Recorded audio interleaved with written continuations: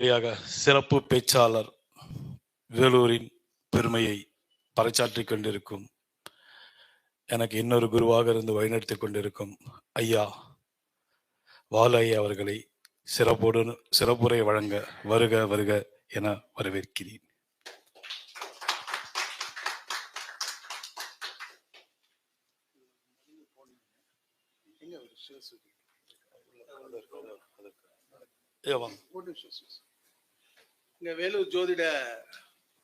வேலூர் ஜோதிட ஆராய்ச்சியாளர்கள் சங்கம் சார்பாக திரு ரோஷன் அவர்களுக்கு இந்த பொன்னாடை பொறுத்து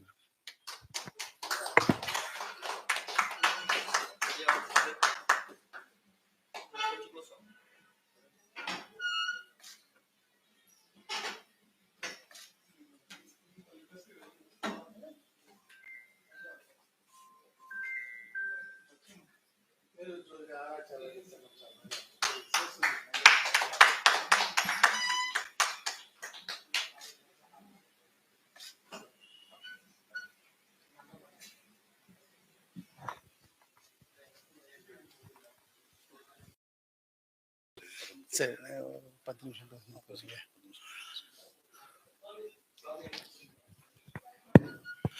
அன்பிற்கினிய அனைவருக்கும் வணக்கம். உங்கள் ஆஸ்ட்ரோ பாலா வேலூர். ஃபங்க்ஷன் நிறைவடையக்கூடிய தருணத்தில் இருக்கு. இப்போ பட்டமளிப்பு விழா அவைட்டிங். ஸோ அதுக்கு முன்னாடி ஒரு 10 நிமிடங்கள் பேசிடுவோம்.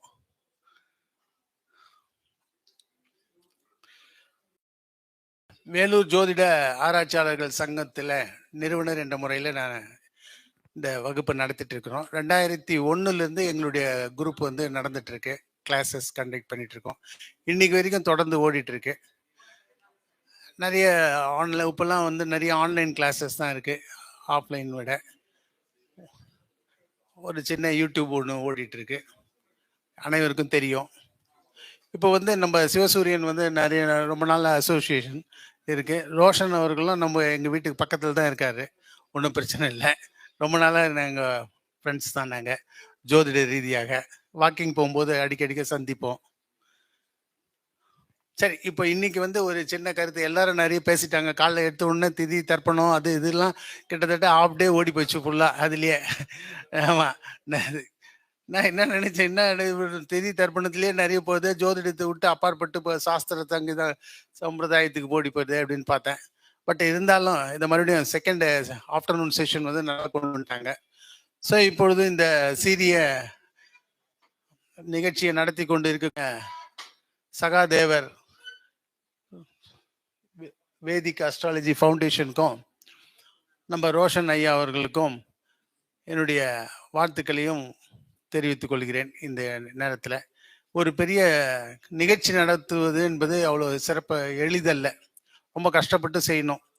அது செஞ்சிருக்கிறார். ஏற்கனவே ரோஷன் அவர்கள் இதே ஏலகிரி ஹாலில் ஒரு சின்ன மீட்டிங் ஒன்று கண்டக்ட் பண்ணார். வாஸ்து கிளாஸ் ஒன்று வச்சுருந்தாரு.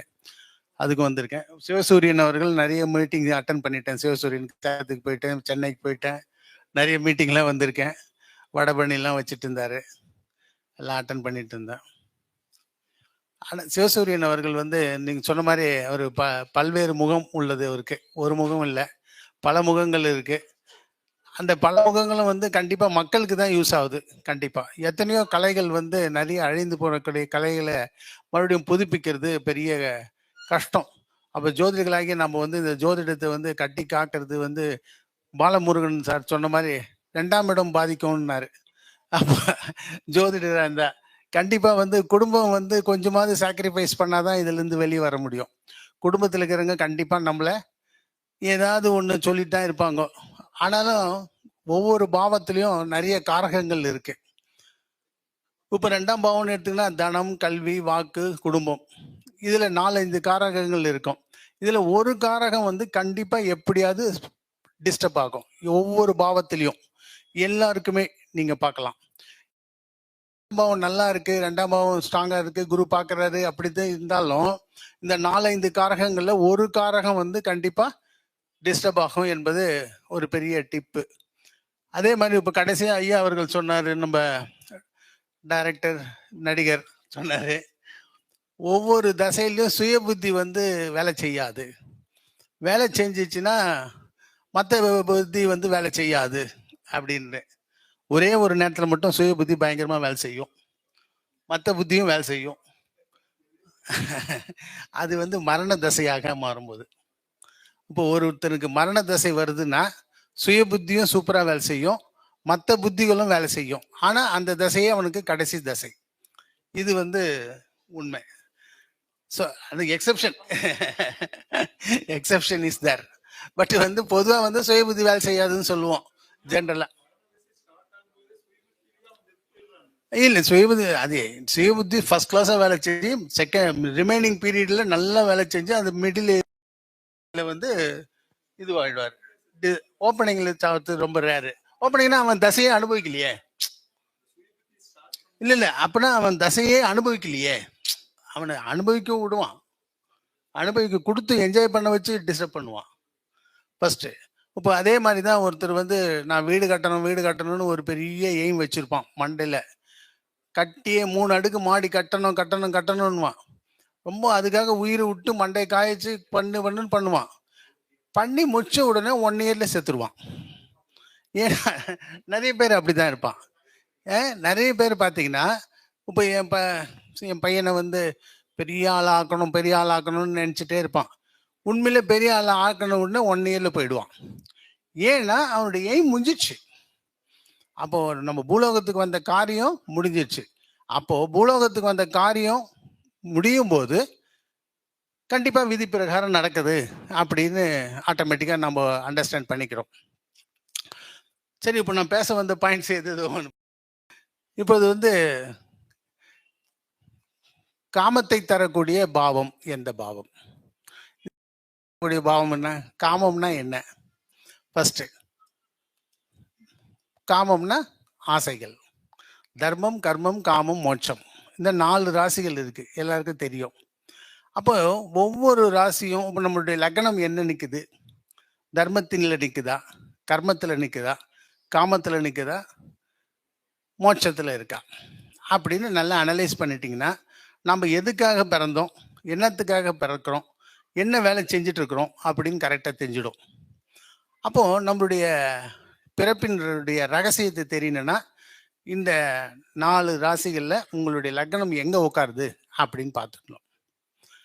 அதே மாதிரி தான் ஒவ்வொரு பாவத்திலையும் இப்போ 2ஆம் பாவம் தர்மத்தின் அடிப்படையில் வேலை செய்தா, கர்மத்தின் அடிப்படையில் வேலை செய்தா, இல்லை ஆசையினுடைய அடிப்படையில் வேலை செய்தா, இல்லை சந்தோஷத்துக்காக வேலை செய்தா, இப்படி அந்த 2ஆம் பாவம் குடும்ப பாவம் சொல்றது ஒவ்வொரு பாவமும் அந்தந்த கால்குலேஷனுக்கு தகுந்த மாதிரி தான் கண்டிப்பாக வேலை செய்யும் என்பது ஒரு பெரிய செக் பண்ணி பார்த்துக்கலாம் எல்லாருமே. நீங்கள் இப்போ ஃபார் எக்ஸாம்பிள் வந்து உங்களுடைய 4ஆம் பாவம் இருக்குன்னு வச்சுங்க. 4ஆம் பாவம் கர்மத்தின் அடிப்படையில் வேலை செய்யுது அப்படின்னா, இப்போ வீடு வந்து நீங்கள் எல்லாரும் கட்டணும், கண்டிப்பாக ஒரு வீடு வேணும், அதுக்காக கட்டுறேன் அப்படின்னு நினைப்போமே தவிர, பட் அதில் என்ஜாய் பண்ணணும்னு இல்லை. வீடு எல்லாரும் கட்டணும்னு கட்டுவாங்களே தவிர அது ஃபுல்லாக அதனுடைய எந்தூசியாசத்தோடு கட்ட மாட்டாங்க. அப்போ எந்தூசியாசத்தோடு கட்டணும்னா காமபாவம் வந்து 3ஆம் பாவம், 3வது 4ஆம் பாவம் வந்து காமராசியாக இருக்கணும். தர்மம், கர்மம், காமம், மோட்சம் எல்லாருக்கும் தெரியும் நினைக்கிறேன். எல்லாருக்கும் மிதுன ராசி, துலா ராசி, அடுத்து கும்பராசி, இதெல்லாம் வந்து காமராசிகள். காமம்னா ஆசைகள், அதிகமாக இருக்கக்கூடிய ஆசைகள். அப்போ உங்களுடைய லக்னம் அங்கே நின்னாலும் நம்மளுடைய சிந்தனைகள் எல்லாமே அதிகமாக இருக்கும், எதில் இருந்தாலும் ஒரு பூ வாங்கணும்னு நினச்சா கூட பெருசாக பிரம்மாண்டமாக இருக்கும். இதை வச்சு நம்ம கண்டுபிடிச்சிடலாம் நம்ம எதுக்காக பிறந்திருக்கோம் அப்படின்னு. அடுத்தபடியாக ஒரு சின்ன டிப்ஸ் சொல்ல, அவர் சிவசூரியன் வரும்போது சரி முடிச்சிடலாமான்னு. இல்லை, உங்கள் ஸ்டூடெண்ட்ஸ் வெயிட் பண்ணிட்டு இருக்காங்க அதுக்காக. தேங்க்யூ. அதே மாதிரி ஒரு பாவம் வந்து இப்போ உதாரணத்துக்கு வந்து ருண ரோக சத்துருஸ்தானம் இருக்கு, 6ஆம் பாவம் இருக்கு அப்படின்னா எல்லாருக்கும் 6ஆம் பாவம் தசை நடக்குது அப்படின்னு வச்சுங்க. அப்போ 6ஆம் பாவம் தசை நடந்தால் நீ கடங்காரன் ஆகிடுவப்பா, இல்லை நோய் வந்துடும்பா, இல்லை வந்து கோர்ட்டு கேஸு கச்சேரின்னு போவ அப்படின்னு ஒருத்தர் சொல்கிறாங்கன்னு வச்சுங்க. உண்மையிலே இவர் கோர்ட்டு கேஸ் கச்சேரி போவாரா, இல்லை கடன் ஆவாரா, இல்லை நோய்க்கு படுவாரா? இப்போ 3மே ஒருத்தனை வந்து அட்டாக் பண்ணாது கண்டிப்பாக. 3மே அட்டாக் பண்ணாது.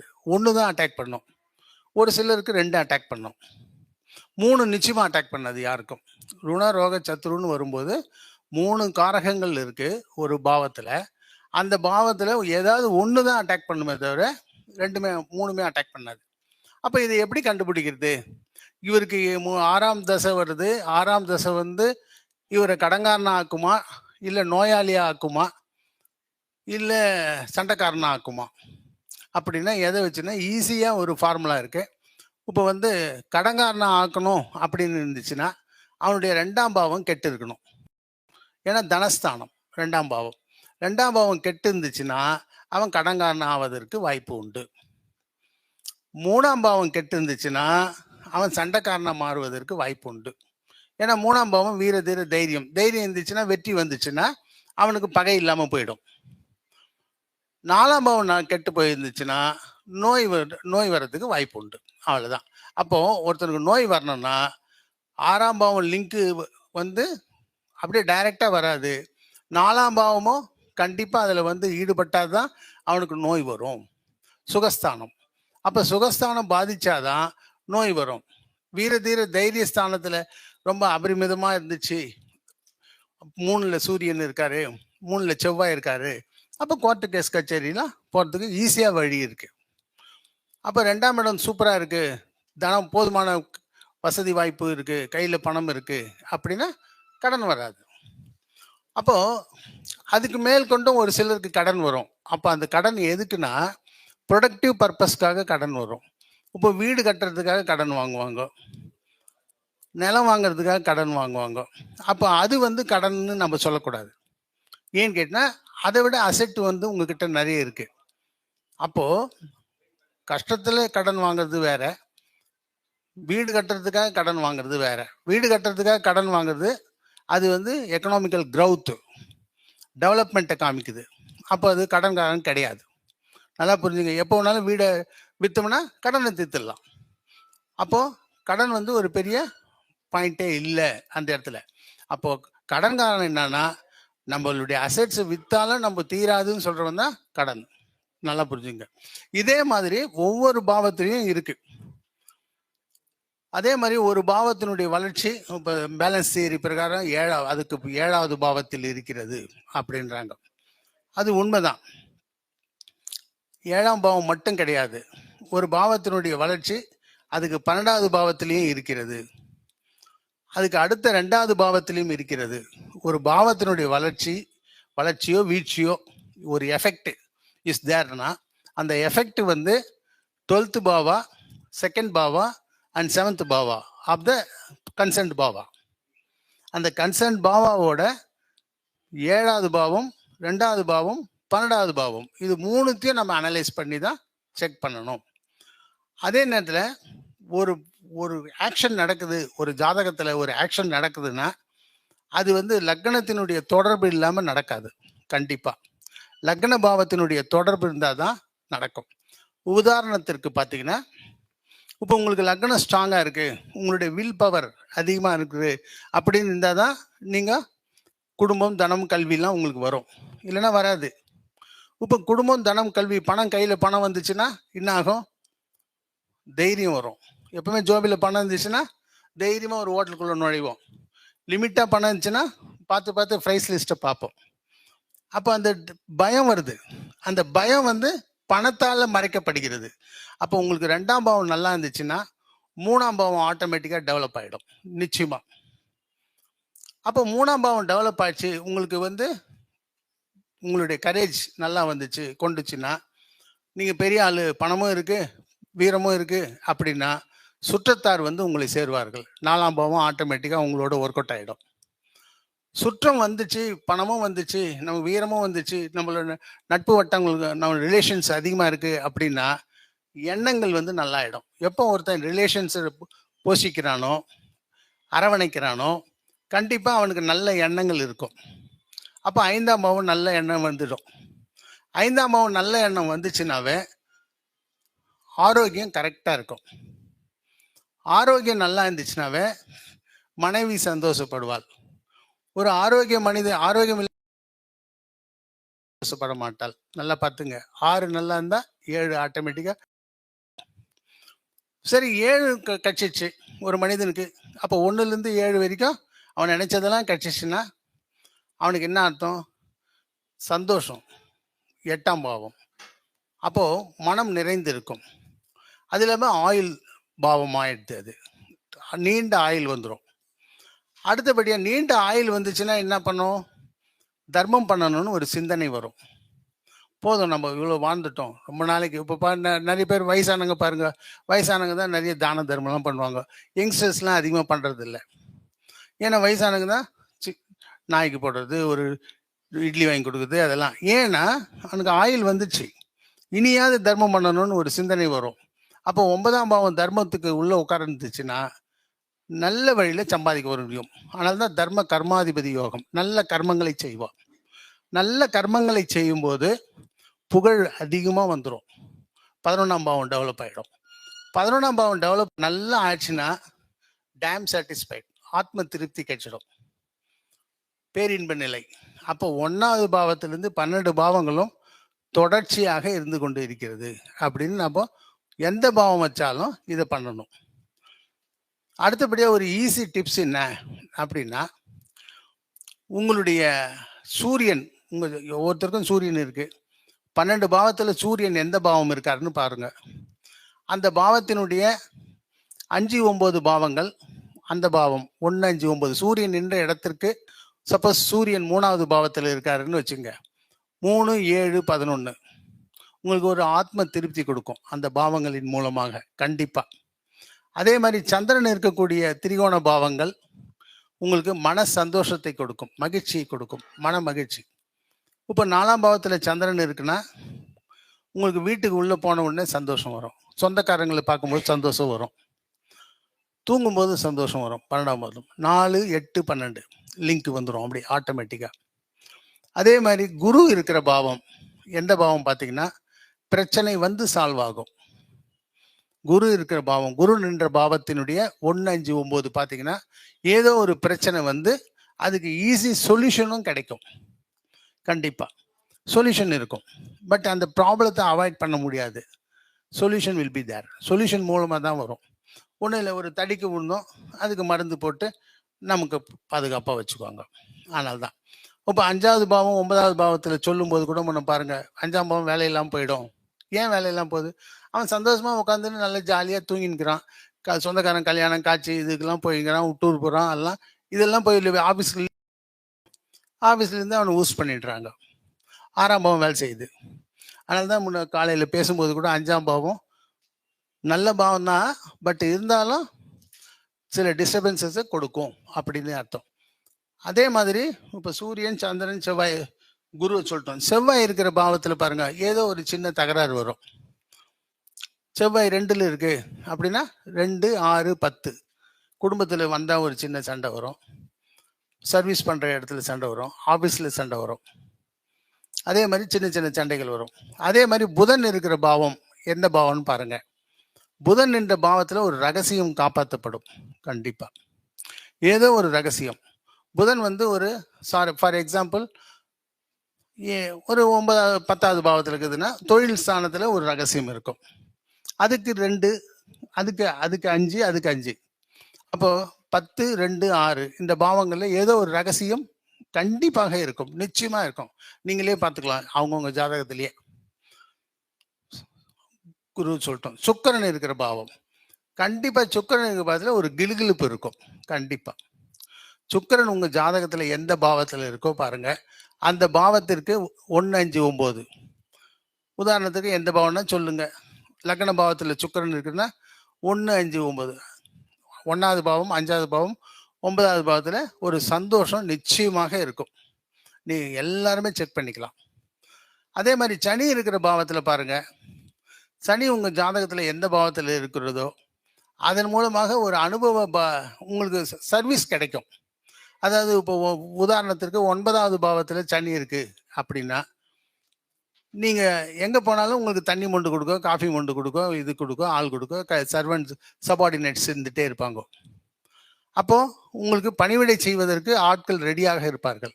அப்ப சனி இருக்கிற பாவத்தினுடைய அதே மாதிரி 9ல் இருந்துச்சுன்னா அது மாதிரி இந்த 12 பாவத்தில் இருக்கிறதுக்கு 1, 5, 9 போட்டுங்க. எந்த பாவம் இருக்கோ அந்த பாவம். குடும்ப பாவம்னா குடும்பத்தில் சர்வீஸ் பண்ணுறதுக்கு ஆள் இருப்பாங்க. 3வது பாவம் சகோதர சகோதரிகள் சர்வீஸ் பண்ண ஆரம்பிப்பாங்க. 4ஆம் பாவத்தில் உறவினர்கள் வந்து உங்களுக்கு சர்வீஸ் பண்ணுவாங்க. 5ஆம் பாவம்னா உங்கள் பிள்ளைகள் வந்து சர்வீஸ் பண்ணுவாங்க, பணிவிடை பண்ணுவாங்க. இது மாதிரி சனி இருக்கிற பாவங்கள். ராகு இருக்கிற பாவங்கள் பார்த்தீங்கன்னா உங்களுக்கு தெரியும், ராகு வந்து பிரம்மாண்டம். ஆனாலும் அந்த இடத்துல ஒரு புகைச்சல் இருந்துகிட்டே இருக்கும். அப்போ அந்த புகைச்சல்னு சொல்கிறோம் பாரு, அதுதான் அன்சாட்டிஸ்ஃபேக்டரி கண்டிஷன் லெவலில் கொடுத்துட்டே இருக்கும். அப்போது ராகு இருக்கிற பாவம் வந்து ஒரு பயங்கர பிரம்மாண்டம் டெவலப்மெண்ட் இருக்கும். லக்னத்தில் ராகு இருந்துச்சுன்னு வச்சுங்க, நான் தான் பெரிய ஆள், ஊ அப்படி இப்படின்னு வெளியே பேசினே இருப்பாங்க. ஆனால் வீட்டுக்குள்ளே வந்தவுடனே கொஞ்சம் பயம் வரும். உண்மையிலே நம்ம பெரிய ஆளா இல்லையா அப்படின்னு ஒரு பயம் வரும். அப்போ இந்த பயம் புகைச்சல். அப்போ அதே மாதிரி 1, 5, 9ல் எந்த ராகு நின்ற இடத்தினுடைய 1, 5, 9ல் பிரம்மாண்டம் இருக்கும். இப்போ 4ஆம் இடத்துல ராகு இருந்துச்சுன்னா வீடு பிரம்மாண்டமாக கட்டுவீங்க. 10வது இடத்துல ராகு இருந்துச்சுன்னா உங்களுடைய ஆஃபீஸ் பார்த்தா பெரிய ஹையஸ்ட் பில்டிங், டாலஸ்ட் பில்டிங்கில் இருக்கும். பார்க்கறதுக்கு ஆஃபீஸ் பில்டிங் பார்க்கணுன்னா ஒரு பெரிய அட்ராக்ஷன் இருக்கும். இது ஒன்று செக் பண்ணி பார்க்கலாம் நீங்கள். இதே மாதிரி ஒவ்வொரு பாவத்திலையும் அது கேது இருக்கிற பாவம். கேது இருக்கிற பாவம் சுருக்கம், கான்ட்ராஸ்ட் ரொம்ப குறையும், ரொம்ப சின்னசாக்கும். அப்போ டிஸ்டர்பன்சஸ் ஆகும். அப்போ இது வந்து நம்ம 12 பாவத்தில் மட்டும் இல்லை, ஈவன் ஃபிசிக்கில் கூட சொல்லிடலாம். இப்போ 2ல் கேது இருக்கார், முகம் சுருங்கி இருக்கும். 1ல் கேது இருக்கு, தலையே சின்னசாக இருக்கும். 1ல் ராகு இருக்கு, தலை பெருசாக இருக்கும். 3ல் ராகு இருக்கு, தலை கழுத்து நீட்டாக இருக்கும். 3ல் கேது இருக்கு, கழுத்து அமுக்கின்னு இருக்கும். 4ல் கேது இருக்கு, செஸ்ட் ஒட்டின்னு இருக்கும், குடுங்கலா இருக்கும், கையை இப்படி தான் வச்சுட்டு. இதே 4ல் ராகு இருந்துச்சுன்னு வச்சுக்கோங்க, இப்படி வச்சுக்குவோம், மார்பு ஆட்டோமேட்டிக்காக விரியும். இதை வச்சு ஃபிசிக்கை வந்து நீங்கள் அனலைஸ் பண்ணிடலாம். ஸோ இப்போ அதனால தான் இப்போ கேது வந்து 1, 2ல் இருக்கக்கூடாது அப்படின்வான். இப்போ இந்த காலத்து பிள்ளைகளுக்கு வந்து கல்யாணம் ஆகலை எங்கே பாரு பொண்ணு கிடைக்கிறது கஷ்டம். 2ஆம் இடத்துல கேது உட்காந்துருக்கு. கேது இல்லாக்கிட்ட கூட என்ன பண்ணுறாங்க, தாடி வச்சுக்கிறாங்க. நம்ம டைரக்டர் சார் மாதிரி, டைரக்டர் மாதிரி ஆகிட்ட பிறகு தாடி வச்சா பிரச்சனை கிடையாது. கல்யாணத்துக்கு முன்னாடி தாடி வச்சோம்னா பார்க்குற பொண்ணு, அந்த கேது வந்து 2ஆம் இடம் குடும்பஸ்தானம் கேது. அப்போ குடும்பஸ்தானத்தில் கேது உட்காரும் போது என்ன ஆகும், முகம் கேது, அப்போ முடி கேது. இந்த முடியும் முகமும் அது குடும்பஸ்தானத்தில் கேது இருந்தால் சீக்கிரம் குடும்பம் அமையாது, வேற ஒன்றும் இல்லை. அப்போ மாப்பிள்ளை ஃபோட்டோ கொடுக்கும்போது பொண்ணு வீட்டுக்கு அட்லீஸ்ட் ஷேவ் பண்ண ஃபோட்டோவை கொடுத்தீங்கன்னா சீக்கிரம் கல்யாணம் ஆகிடும். நிறைய பேர் வந்து பொண்ணு கிடைக்கலன்னு வாங்க. உத்தியோகம் புருஷ லட்சணம் அது வேற விஷயம், பட் அட்லீஸ்ட் இல்லை அங்க லட்சணமாவது இருக்கணும்ல. அப்போ பிளாசப்பர், இப்போ தாடி வச்சுட்டாவே பிளாசப்பி வந்துடும் ஆட்டோமேட்டிக்கா. சித்தாந்தம் பேசுவோம், அடா என்னடா லைஃப், இச்சு கொட்டுவோம். இச்சு கொட்டுறதுக்காக இச்சு கொட்டுறவன் என்னன்னு சொல்லும் போது என்னவோ காஃபி சாப்பிடுப்பான், என்னவோ காஃபி குடிச்சிடுறேன்னு குடிப்பான். அவன் சந்தோஷமா என்ஜாய் பண்ணி குடிக்கணும். அப்போ 2ல் ராகு இருந்துச்சுன்னா எப்படி குடிப்பான் காஃபியை, இன்னும் கொஞ்சம் ஒரு 1/2 ஸ்பூன் சுகர் கூட ஆட் பண்ணுன்னா நல்லா இருக்கும்பா அப்படின்னு சொல்லி குடிப்பான். அப்போ அதை என்ஜாய் பண்றான் காஃபியை. 2ல் கேது இருக்கிறவன் காஃபியை என்ஜாய் பண்ண மாட்டான், கண்ணு முடிந்து சாராயம் குடிக்கிற மாதிரி குடிக்கிறான். அப்போ என்ன அர்த்தம், வாழ்க்கையை வந்து என்ஜாய் பண்ண கற்றுக்கணும், நல்லா என்ஜாய் பண்ணணும். Enjoy as much as possible without giving disturbance to others. மற்றவங்களுக்கு தொல்லை கொடுக்காத என்ஜாய்மெண்ட் எதுவாக இருந்தாலும் பண்ணலாம். போதும்னு நினைக்கிறேன் நான். இன்னொரு ஏன்னா நான் இப்போ வெயிட் பண்ணிட்டு இருக்காங்க. நன்றி, உங்கள் அனைவருக்கும் நன்றி. என்னுடைய வீடியோஸ் நிறைய பார்க்க தந்தா ஆஸ்ட்ரோபாலா வேலூர் யூடியூப் சேனல் இருக்குது, அதில் போய் பாருங்கள். கிட்டத்தட்ட ஒரு 2500 3000 வீடியோஸ் இருக்குது, பொறுமையாக பாருங்கள். வாழ்த்துக்கள், நன்றி, தேங்க்யூ.